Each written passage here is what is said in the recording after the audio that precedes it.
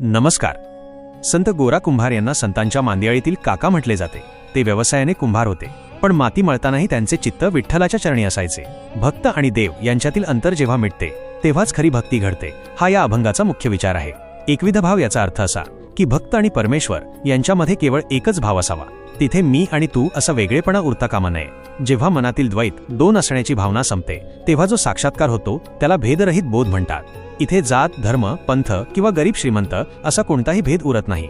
सर्वांमध्ये एकच चैतन्य परमेश्वर ओतप्रोत भरलेले आहे, असा एकनिष्ठ भाव मनात असणे म्हणजे खरी भक्ती. जेव्हा आपण समोरच्या व्यक्तीकडे पाहतो तेव्हा त्यातही आपल्याला तोच विठ्ठल दिसावा जो मंदिरात आहे. समजा मिठाचा एक खडा समुद्रात पडला तर तो स्वतःचे वेगळे अस्तित्व विसरून समुद्रच होऊन जातो. त्या क्षणी मीठ आणि पाणी यांच्यात कोणताही भेद उरत नाही. तसेच भक्ताने देवाशी एकरूप व्हावे. संत गोरा कुंभार स्वतः कुंभार होते.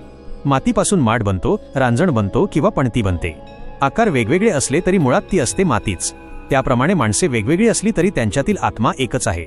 हाच तो एकविध भाव होय. या अभंगातून मिळणारी शिकवण अशी की जगात कोणताही माणूस श्रेष्ठ किंवा कनिष्ठ नाही. सर्वांमध्ये एकाच देवाचा अंश आहे, त्यामुळे सर्वांशी प्रेमाने वागावे. जोपर्यंत मनात मीपणा आहे तोपर्यंत देवाचा बोध होत नाही. अहंकार सोडला की भेदरहित अवस्था प्राप्त होते.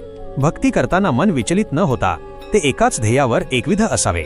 कर्मकांड करण्यापेक्षा दुसऱ्याच्या रूपात देव पाहणे हीच खरी मानवता आहे.